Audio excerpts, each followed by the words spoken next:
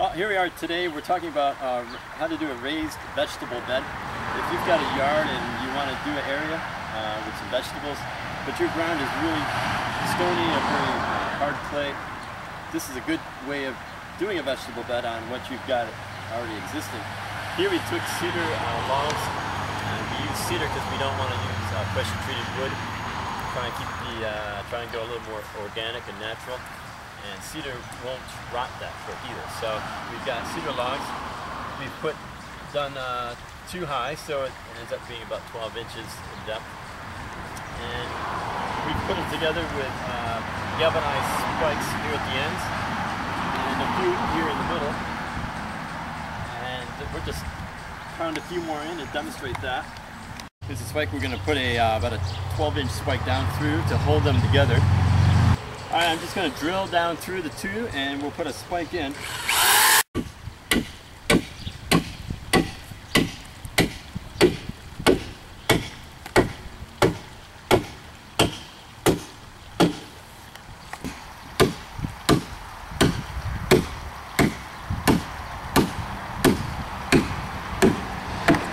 Okay, we've got it all nailed together, and as you see in this corner, we framed it out. And then the second level, we overlapped the corners just to make it structurally better. So we put a spike down through and it goes into that one. So the whole thing is held together pretty tight.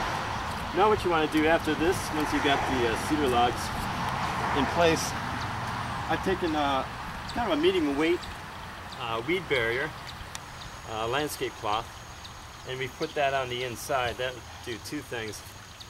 These logs don't fit completely snug, so there is a little bit of a space in here. So this will keep your soil, once it gets pushed up against the side, from going through, and also keep the dirt kind of away from the inside of the log, and keep it from rotting that much slower.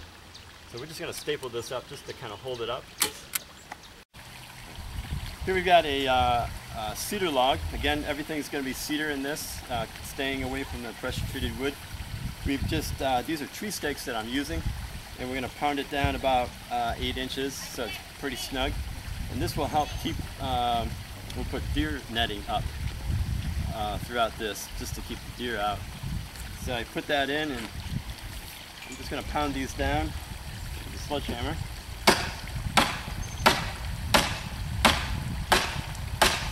About 8 inches is good until it's pretty snug. And then I will continue doing this. I'll put 1 in the middle and 2 more at the ends. Okay, we're back here. We put deer netting on the edge of the post. I took a stapler gun, we stapled it on, and then we seated it down here about 4 inches and stapled it right onto the log. Did that all the way around. This is good for, now deer probably won't hop into here. I've only kept it up about a little under 4 foot. This is more to keep out the woodchucks and the rabbits. If you had a wider bed, you'd probably want to go a little higher because deer would tend to jump over this. This is so narrow that the deer won't go into this. So this is more for the smaller animals. So we stapled it all on, and then 2 options. You could build a little door on hinges and put here. I just kind of did it the little simpler way.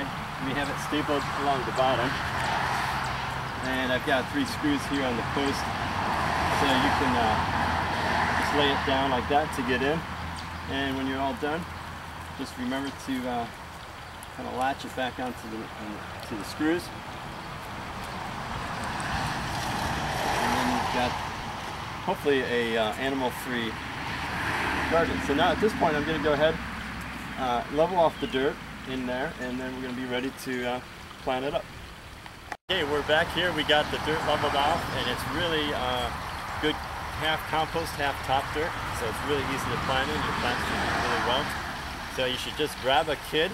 I got one here, Benjamin. And we're going to plant the garden. So we've got a mix of some spring garlic here. We got some beans that are already been up. You could plant the bean seed, or you could actually grab the plant. We've got some peppers. Now peppers, you want to start with a plant, it would take too long from seed. Beans, you could start them from seed, but we're trying to speed it up here. So we've got some plants, we got some tomato plants here, and we have some, Ben's gonna be planting the cucumbers, and we have some summer zucchini squash, and we got a few, some carrots, and we got some basil that we're gonna put in. So we're gonna plant this and show you how we kind of lay it out, and we'll see you in just a minute.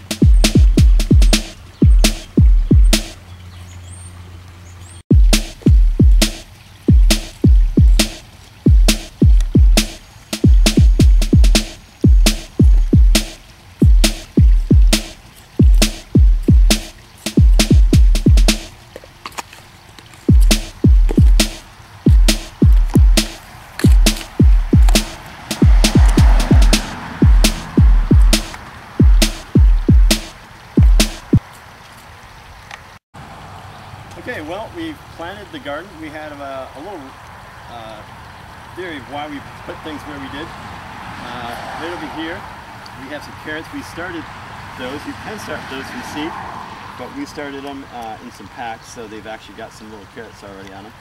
Probably these will grow into at least 10 pounds of carrots. And right next to that, we have some not pole beans, just bush beans. So these will probably get about that big, that high. I didn't want to put anything really big next to the carrots. We over here in the corner have some spring garlic and some lettuce. And we have a little bit more lettuce here with some basil that's small right now, but basil, once it gets warm, will really take off and get big. By the time the basil gets really up here, the lettuce will be done with at that point, so that basil can fill this whole area. And then I put two tomato plants right here next to the posts. We're trim off some of the big leaves and let it trail up the post, so we can kind of keep it confined to the edge of the beds. And then we will have one right here behind Benjamin. And then we've got just a little cluster of zucchini squash. We left a little more space around this so it won't crowd anything else out. What's good too is these are plants, but maybe in a couple weeks you could plant a couple more seeds. And then when these go, you'd have some new plants coming up. And then over here along the side, we have some cucumbers that I will train and go up the side. Since this is a small garden, we need to make use of every inch of it.